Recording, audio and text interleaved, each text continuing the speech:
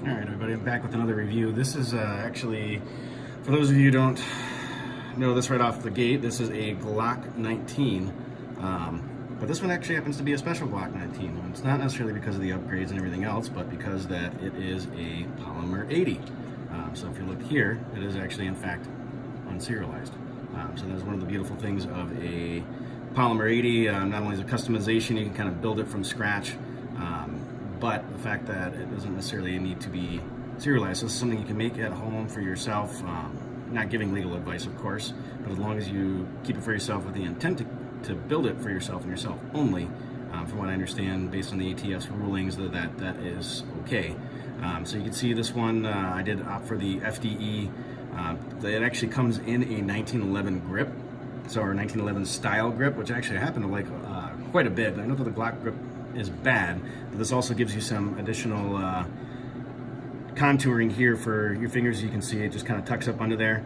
And also wanted to show you as well, just so we're all on the same page, that it is completely empty. There's nothing in the chamber, so you can see. This actually does accept, so this is a Gen 3. It's chambered in 9mm. It does accept standard Glock magazines, so as you can see here, that is a Glock magazine, and this one actually happens to be a 15 rounder. And I also have a 10 rounder, which was purchased by accident. For the longest time, it took me to track down the 15 rounds. Well, anyway, long story short, once I got the 15 round, I was actually quite happy with that. Eventually, we might get some more.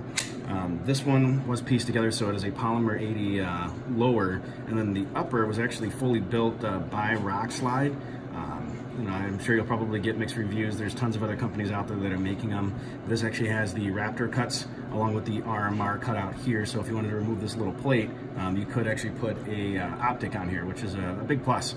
And this one actually did in fact come with a threaded barrel. So eventually down the road, if you wanted to add a suppressor to it, you could do so. And if you look at the sights, these are standard Glock target sights. So just so you're aware of that.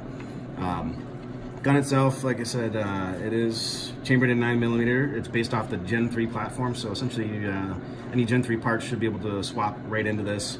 It's 7.28 inches in length, okay? So from end to end, although this has the threaded barrel, so that I'm sure will extend it a little bit.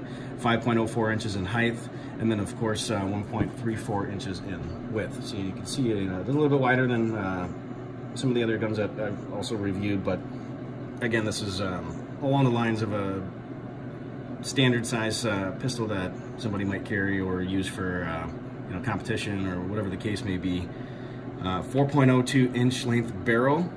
Trigger is somewhere between 5 and 6.5 pounds, and of course the customization is endless on this. 23.99 ounces. In the particular model that I got here actually had no stippling on the grip, and you can see the talon grip that I bought here. This one's actually the rubber one, and they make one that's more like a skateboard or like a sandpaper type material. I felt that would be a little bit rough, so I opted for the rubber, which I'm grateful that I did. You can see it actually in fact has the cutout for where normally the Glock logo would be. This one does also actually have a stainless steel guide rod, so I put that in there in order to help facilitate some of the issues I was getting in the very beginning. It is a process. It's not something that you just slap together, for lack of a better word.